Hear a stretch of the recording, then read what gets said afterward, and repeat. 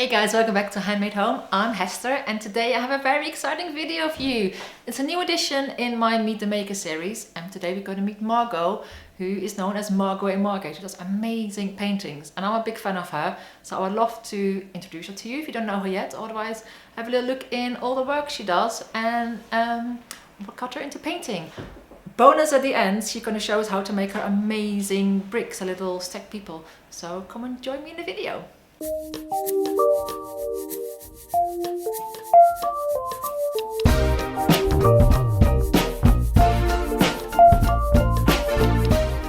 Hello, I'm Margo McDaid. I'm Margo in Margate and I'm here working in my little studio pop-up shop. I come here to paint and to photograph my work.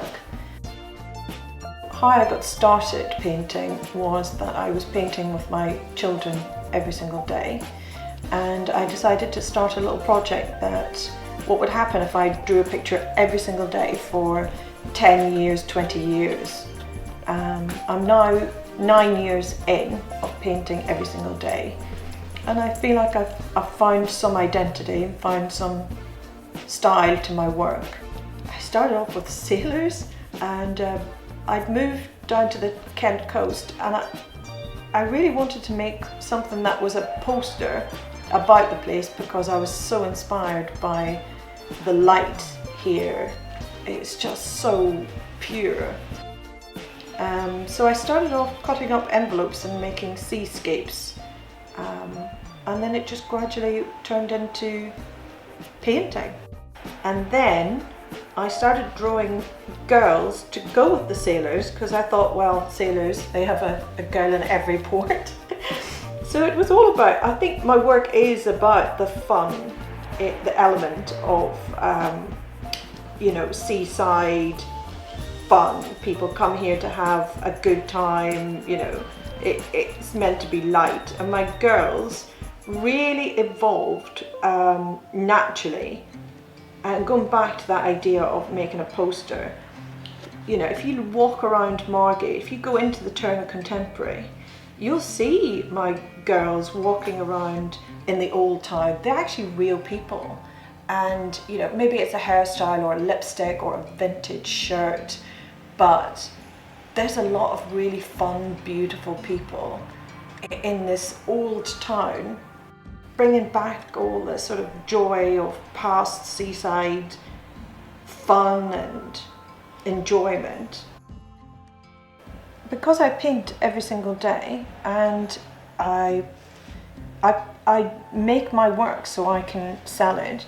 I sell it in the Turner Contemporary and I sell it on my Etsy shop, and that's a vital part to me. Is I run it as a successful business. And my art is really affordable. You can have an original piece of art for a very good price, and that's a wonderful thing.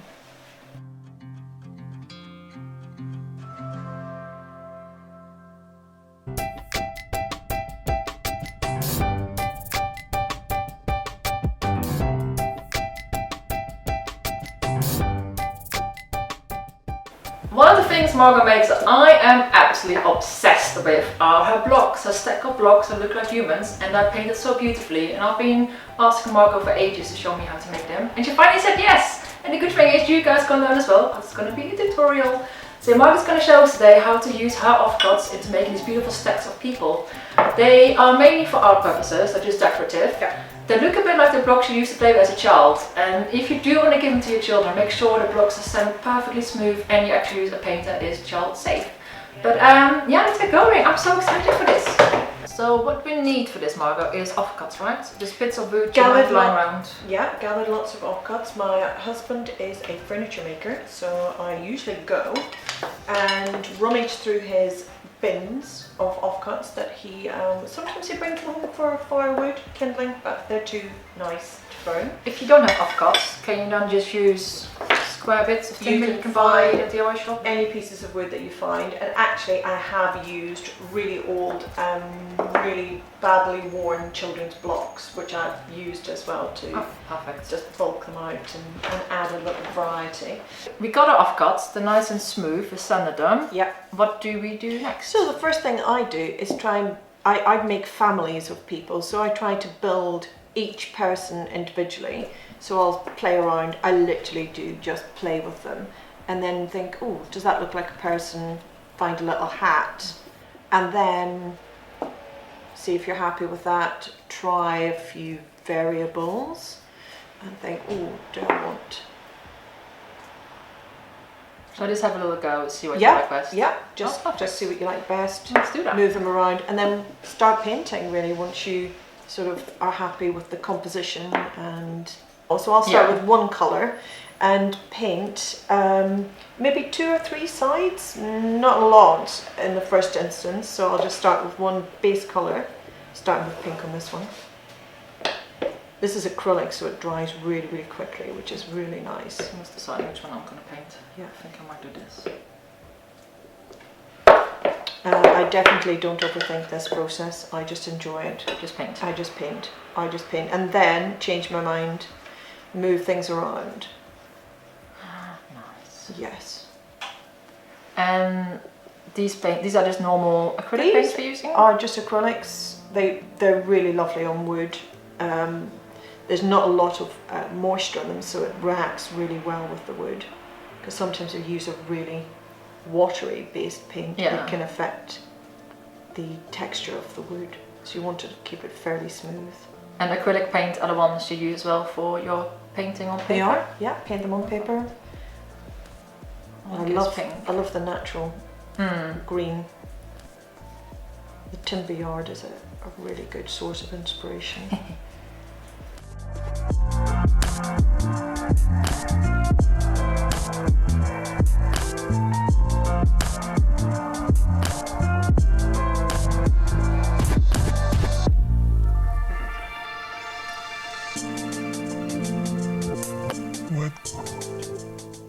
Now I'm finished with the base colours and I realise mine are way less adventurous than yours. I see that you did the same colour on the same block. Yeah. Hey ho. What do we do next? We let them dry? Let them dry for a few minutes. That's all, a few minutes. A few minutes. Acrylic dries really quickly. This one, the stripes have almost completely dried. The pink one on the end hasn't dried, so I'm going to let that dry a little bit more.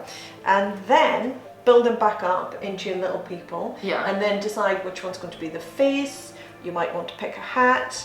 You might want to add some stripes to yours, and maybe some patterns, some zigzags. Cool. Start making some people.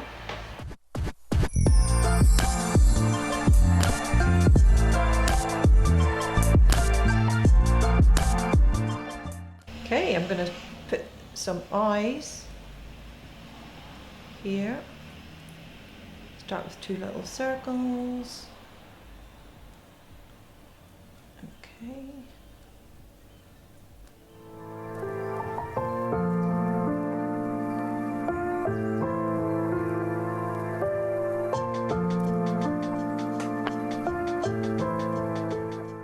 So now I'm just going to paint some more faces on different blocks and see how they all... Suddenly all these little people start appearing, and then you just start playing again, making more people. And what were just coloured blocks beforehand, I kind of feel like everything starts to come to life when you start adding. Me personally, I'll be very tempted to do this with a Sharpie. Yes. Is that possible as well? Or is it just you can do it with a Sharpie. It gives a completely different effect. Because I'm not the best with a paintbrush. Yes, I can understand why you'd use a Sharpie. But you could do it in a Sharpie and then paint over the top of it. Yeah, because as you can see, my eyes are not great, guys. Actually, I might give him glasses because he looks a bit weird. Yeah, we can swap paintbrushes in a minute as well, because it's quite nice to have thicker lines and thinner lines, which give a completely... So then you have a different looking person. And sometimes I just do the eyes. Yeah. And you can do another block underneath, which will have the mouth possibly, or And just play, right? Don't think about it. don't think about it. Well, I wasn't filming, guys. We're just talking about how sometimes it's best if you don't overthink. So if you do this in front of the TV or like we do, we're just chatting. Just don't think about it. Just do it. And if you don't like it, just throw it away. Well, don't throw it away. Repaint it. Pop it on the fireplace. Yeah. Repaint it. Doesn't need to be perfect, and we can't all be as talented as Margo. So as you can see, mine are gonna be not as nice, but hey, it doesn't matter. Because I made them myself, right? It's just practice. Enjoy it. That's it. Do lots of variations, and doing it with someone's actually quite It's nice, right? inspiring. That's going to be a little hat at a little jaunty angle. Turn that around for the camera. And also what I really like to do is paint two heads, two faces on one head. So different, so you can turn around. So you can turn it around, I might do that. so it becomes multifaceted. Because this one has a bit of a disease because he's spotted. Oh, he's a bit spotty. So yeah, if you want to do this with your friends, get them all involved. Or your Yes. children. I can imagine really enjoyable Friday evening. Or your mum. My mum would love this. Your mum? My children love doing this. It's quite nice seeing a child paint because they don't think about it.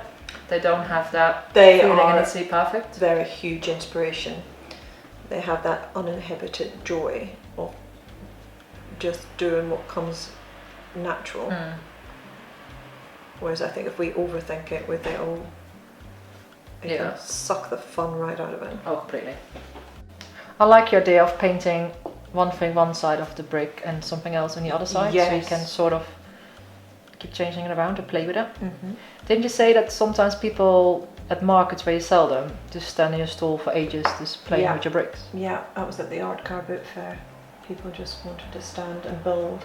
They couldn't decide on which person to take home with them. Yeah. So it's got endless possibilities.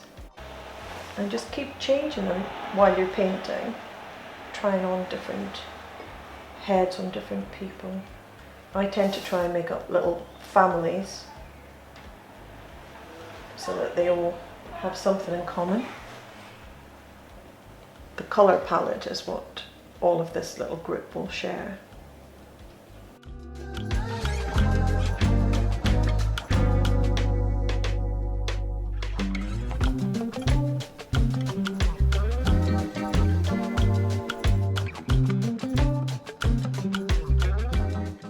I think you're finished now, but Margo just said the problem with these things, you never know when you finish, you just keep painting, You right? could keep going. But it's the thing, if you don't like what you're doing, just paint over it. But I'm very pleased with this little family I made here. I love them. And that's so different. If you look at mine compared to what Margo's doing, mine are a little bit naive, say it correctly. But I think it's so cute. I love them. Thank you so much, Margo, for showing My us, pleasure. showing me and showing all of us how to make these. And I think I might have a look in my shed for offcuts and make some more. Yeah. I love what Margo does. I think you love it too. So have a look online anywhere on Margo in Margate. You can find Margo's work. And thank you so much. Thank you. It's been Now great give speaking. them little names.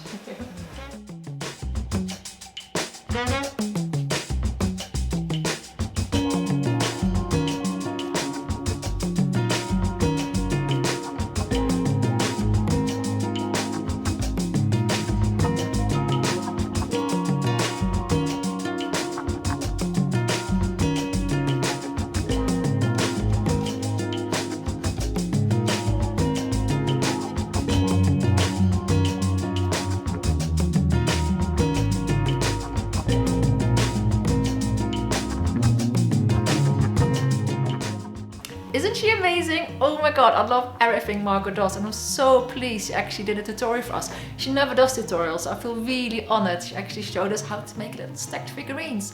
I think I might paint a few more because my shed is full of offcuts, and as you know, I love using what you already have. So this is right up my street. I think I might start painting this afternoon actually. My whole house will be filled up with these figurines soon. If you enjoyed this video, please give it a big thumbs up. Have a look at all my other videos here on the Handmade Home channel. And for more for Meet and Maker series, head over to my website, which is hesterhandmadehome.com, and click on the Meet and Maker logo. I'll be back soon with a new video and I really hope to see you then. I love yours, Hester. I really do. Aww. I love the little hands.